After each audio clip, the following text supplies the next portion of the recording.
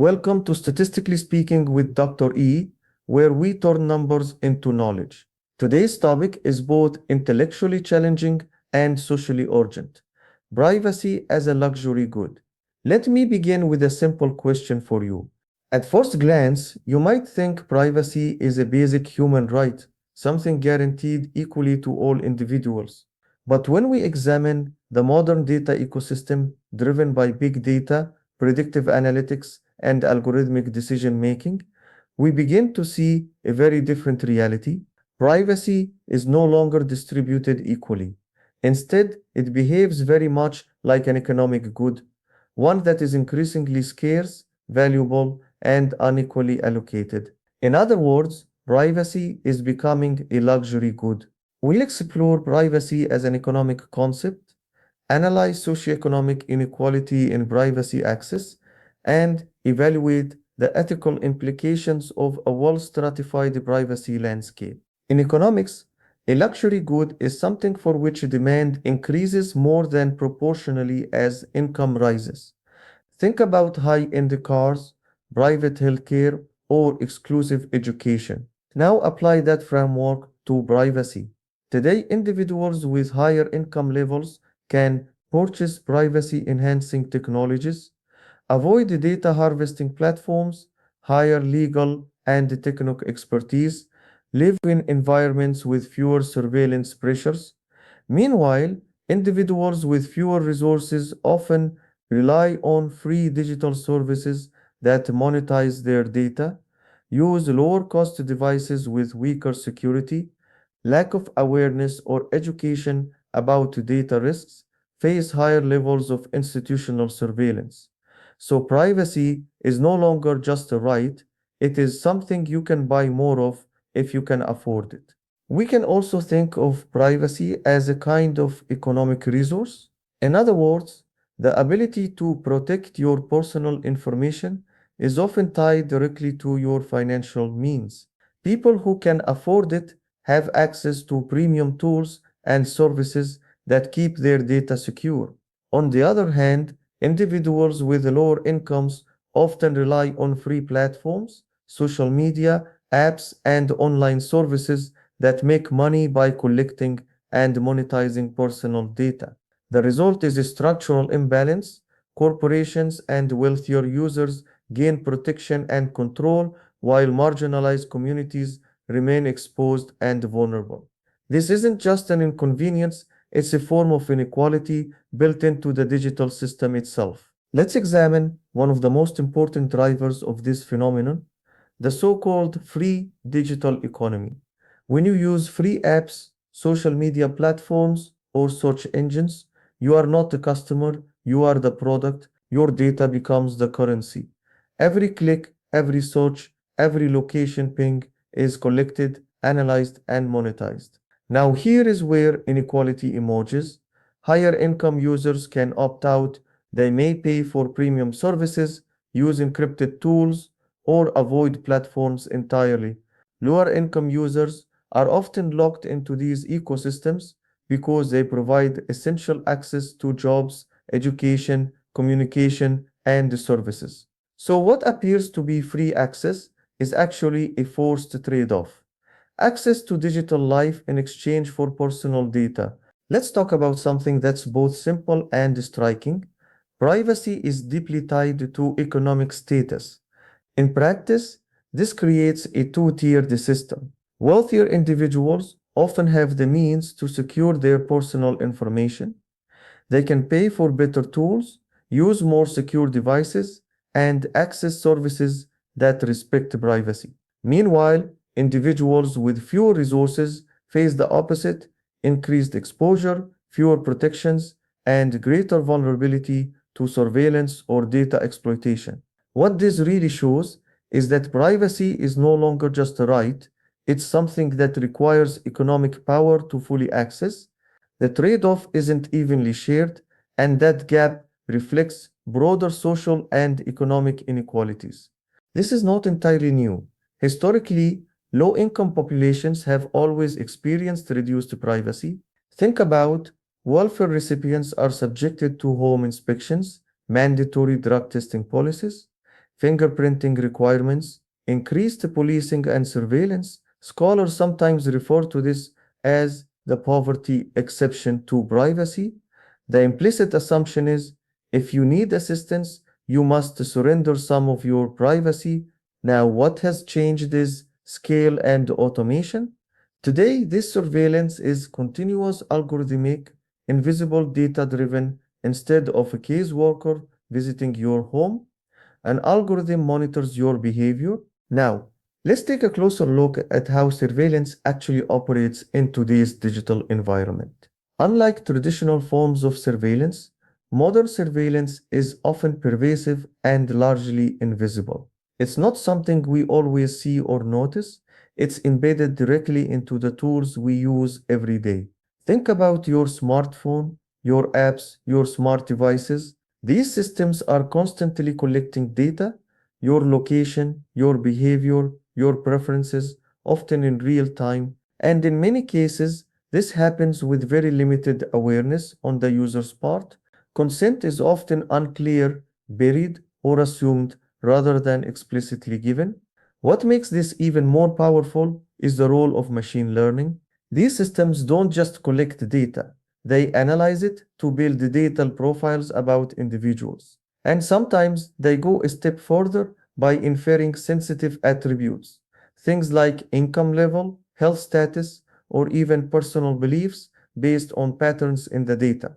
Meanwhile, the mechanisms that are supposed to inform users, like terms of service and privacy policies, are often so long, complex, and opaque that most people never fully understand what they're agreeing to. So, what we end up with is a system where data is continuously collected and used, while users remain largely unaware of the full extent of that process. Let's bring in predictive analytics, something many of you study in this course. Predictive models are used to assess creditworthiness, predict criminal risk, determine insurance premiums, evaluate job applicants. These models rely on historical data, and here is the statistical problem. Historical data is not neutral. It reflects past inequalities. Now, this brings us to a critical point about how these systems actually behave in practice. When algorithmic systems are trained on historically biased data, they don't simply mirror those inequalities, they often amplify them. Why? Because once those patterns are encoded into a model, they get applied consistently at scale and with very little scrutiny. What may have been a localized or occasional bias in the past can become a systematic pattern in the present. And as automated decision making continues to expand into areas like hiring, lending, healthcare, and criminal justice, the consequences become much more significant. We're no longer talking about isolated decisions, we're talking about systems that shape entire life trajectories. That's why the issue of data justice is so important right now. The more we rely on these systems, the higher the stakes become, not just technically, but socially and ethically as well. For example, if a model uses zip code as a predictor, it may indirectly encode income level, race, education access, even if those variables are not explicitly included. This is what we call proxy variables. Now connect this back to privacy.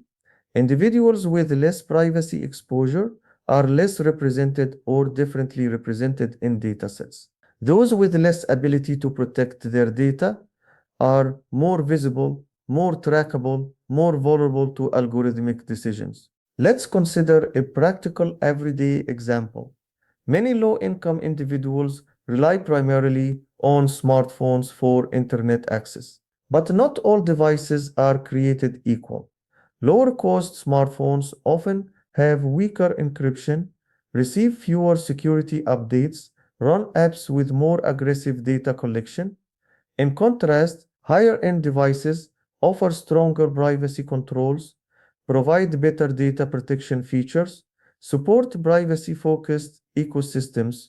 So even at the hardware level, we see inequality in privacy protection. Researchers describe this situation as a matrix of vulnerabilities. This means Multiple risk factors interact simultaneously. Economic disadvantage, limited digital literacy, high exposure to surveillance systems, dependence on data-driven services. These factors don't just add up, they multiply. For instance, a person applying for a job may be screened by an algorithm, judged based on behavioral data, impacted by online associations, evaluated using incomplete or biased data. This is sometimes referred to as guilt by association in network data. Your outcomes are influenced not only by your behavior, but by the behavior of people connected to you. There's another layer to this that often goes unnoticed, but it's incredibly important. Today, many algorithmic systems don't just evaluate you based on your own data, they also look at your social network. In other words, who you're connected to can start to matter just as much as what you've personally done. Now, think about the implications of that.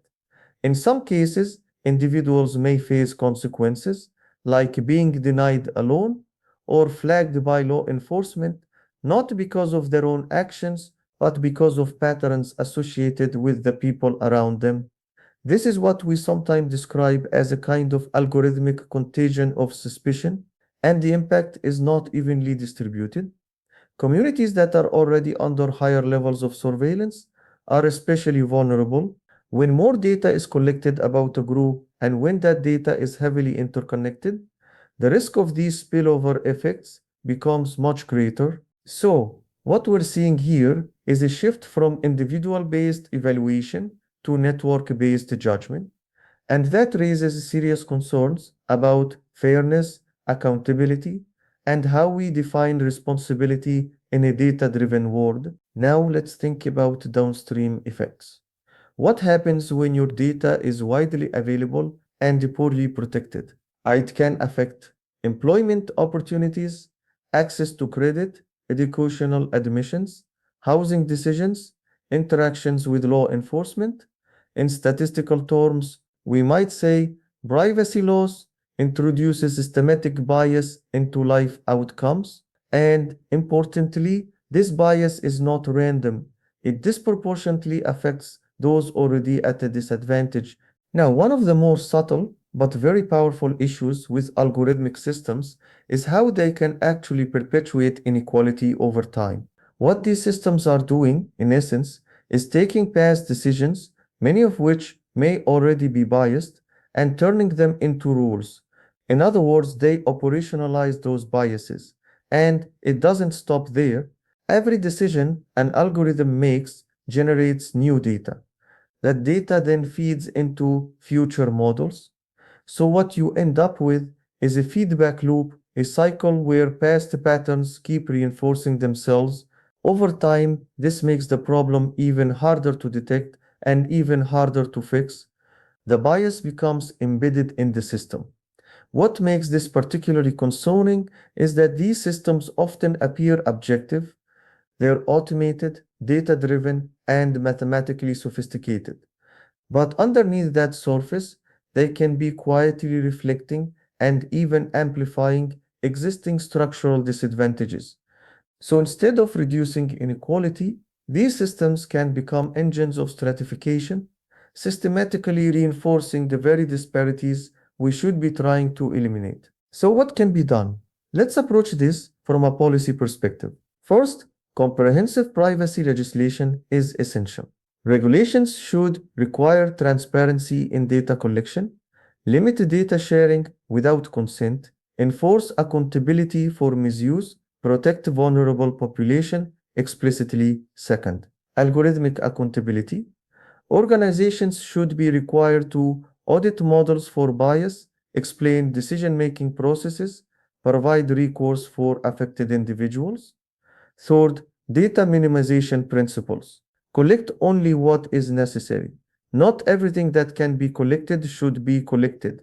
Now let's talk about something that is absolutely essential in today's data-driven world, algorithmic accountability. When algorithms are making decisions that affect people's lives, things like hiring, lending, or even criminal justice, we cannot treat those systems as black boxes, there has to be accountability. One important step is requiring independent audits, especially for high stakes systems. These audits should not only evaluate performance, but also look for bias, fairness, and unintended consequences. And importantly, the results shouldn't stay hidden. They should be made publicly available to ensure transparency. Another key piece is explainability. If an algorithm makes a decision about someone, that person should be able to understand why, not in vague or technical terms, but in a clear, meaningful explanation that connects the data to the outcome. And beyond that, individuals must have the right to challenge those decisions. There should be a formal process to contest outcomes, request a review, and when necessary, have a human step in to reassess the situation and provide a fair resolution. Because at the end of the day, algorithmic decisions are not just technical outputs, they have real consequences. And without accountability, those systems can quietly undermine civil rights in ways that are difficult to detect and even harder to correct. Now, one of the most effective ways to protect privacy is actually quite simple in principle, but often overlooked in practice. It starts with something called data minimization. The idea is straightforward: only collect the data you truly need. Not everything that can be collected should be collected. The more data you gather, the more risk you introduce, both for misuse and unintended consequences. Closely related to that is purpose limitation. If you collect data for one reason, it should stay tied to that purpose. It shouldn't quietly be repurposed later for something completely different without the user's knowledge or consent. Then we have what are called sunset provisions. Data should not live forever. There should be clear policies that define when data expires and is deleted, unless there is a strong justifiable reason to retain it. And perhaps most importantly, systems should be designed with privacy as the default, not something users have to actively opt into. In other words, privacy should be built in, not added on. When you put these principles together, they do more than just reduce data exposure. They help prevent harmful uses of data, especially things like discriminatory inference, where sensitive conclusions are drawn about individuals in ways that can affect their opportunities and outcomes. As statisticians and data scientists, you play a crucial role. Digital literacy is not just about using tools, it's about understanding how data is collected, how models make decisions, what risks exist, how to mitigate them. We need to empower individuals with knowledge of privacy rights, practical skills for data protection, awareness of algorithmic system. Let me speak directly to you as a graduate student. You are the future data scientists, analysts, researchers, policymakers. You will build and deploy systems that affect real people. So you must ask who benefits from this model, who is harmed, what assumptions are embedded in the data, are we reinforcing inequality? Ethics is not an afterthought, it is a design requirement. Ultimately, we must challenge the idea that privacy is a luxury. Privacy should not depend on income level technical expertise, access to resources. It should be treated as a fundamental right, but rights require legal protection, institutional enforcement, public awareness. Without these, rights become privileges. Let me leave you with a framework for thinking about solutions. Equity ensure protections apply universally. Transparency make data practices visible and understandable. Accountability hold organizations responsible for harm. Participation include communities in decision making. Education build capacity for informed engagement. Privacy at its core gives people control over their own data, their identity, and the story that gets told about them.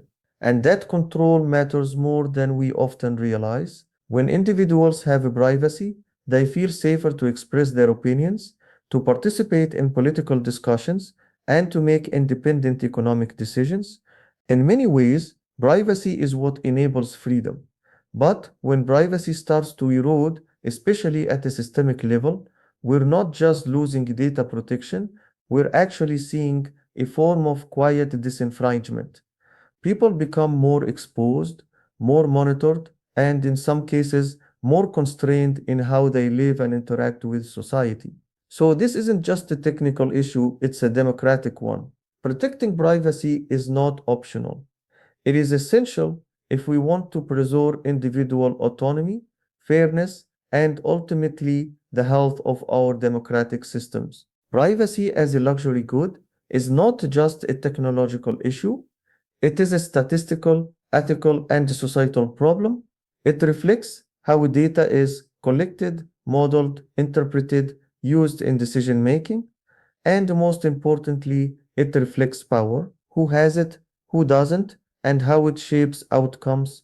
As statisticians, we are not just analysts of data, we are stewards of its impact. So the next time you build a model or analyze a dataset, ask yourself, are we creating knowledge or reinforcing inequality?